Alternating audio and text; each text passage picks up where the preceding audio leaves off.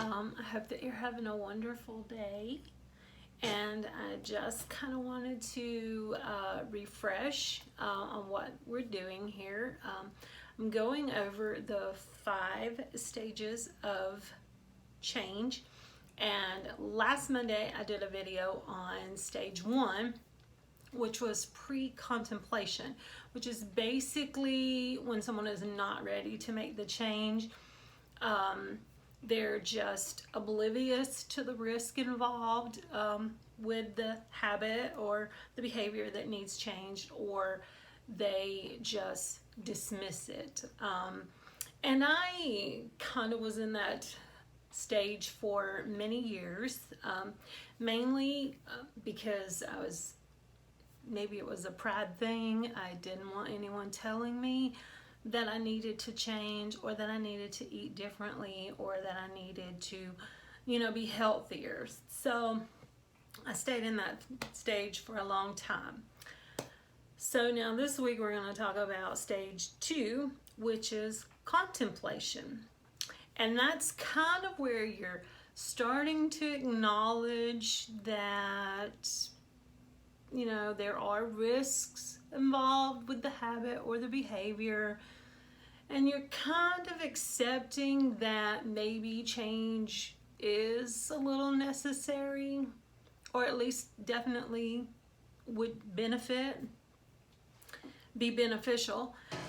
Like you're saying things like, I know I'd feel better if I worked out, or I know it would be better if I ate better, I should eat better. So things like that. But the thing is, when you're in contemplation stage, it's still a very kind of fine line between pre-contemplation and contemplation. It's like a little teetering seesaw situation where they tend to balance each other out, because you're starting to see the benefit of the change and you're seeing the risk of not making the change, but you're still kind of seeing a certain amount of risk that are just as kind of equal as the benefit. Like saying something like, I know I would feel better if I worked out, but I don't have the time. I don't know where I would find the time to do it. Or, I know I should eat healthier, but meal prepping is a lot of work. Or I want to do such and such type of workout, but I don't think I can do it. And that was me. There was a lot of different types of workout programs, or programs or styles of working out that I saw and watched videos, and I was like, that looks so much fun, or I heard about. And so I would think like, I'm going to start that such and such type of workout. Even I went so far as to sitting on my couch and watching specific workout videos, and the warm-up starts and they're kind of getting you warmed up and kind of getting into the workout, and and I was like, okay, so this doesn't look so bad. I could probably do this. It's pretty, low key, not a lot of impact, low impact. And you're like, okay, I think I'm gonna try this tomorrow. But then they get into the heart, the meat and the bones of the workout. And then there's something that goes on, something that transpires in the workout. And at that point, you're like, whooped. For me, I'm going to be completely honest, to this day, the thought of doing burpees absolutely terrifies me. So when I'm watching this workout and I'm like, yeah, I think I can do this. I think I want to try this. I always manage to get into some burpees. And that's it. I'm done. I'm like, okay, I can't physically do this workout. I'll just try to find something else. So I turned the video off. Now, honestly, when you get to that point where you're like, I can't do this, I'll find something else. 9 times out of 10, you really are done. You're not going to go look for something else to do.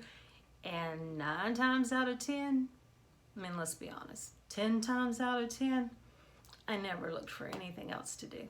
I just decided that I wasn't physically ready to work out, which, I mean, are we born, doing jumping jacks? Are we born lifting weights? And no, we have to build ourselves up to it. But you watch a workout and there's something that's really difficult, or something that's really high impact, or maybe something that's a little fast, and for me, I can't speak for you, but for a lot of people, and personally, specifically for me, I was like, I'm not physically able to do that move. I'm not even gonna try. That's crazy, because if we never try, how are we ever gonna learn? But I guess that's for another video. So I feel like, even though I lived in the pre-contemplation stage for quite a few years, I feel like I tend to find myself allowing myself to take residency in the contemplation stage more often than not. I've definitely throughout my life gone through phases where I've worked out, like committed to working out, worked out regularly, worked out a lot, saw a lot of benefit from it, saw a lot of change in my body, the way I felt, doing good, and then something happens. Life always seems to throw us a curveball, and it generally would throw something at me, and then would throw off my workout routine. And I'm just one of those persons that I really struggle to create a good habit, because I could work out. They say it takes, I've heard all this debate. It takes 12 days to start a habit, or maybe it takes 21 days to start a habit. Who knows? But I could work out every single day for a month. And if I skip one day, I can skip that 31st day, or the first day of the next month, however many days are in the month. That's it.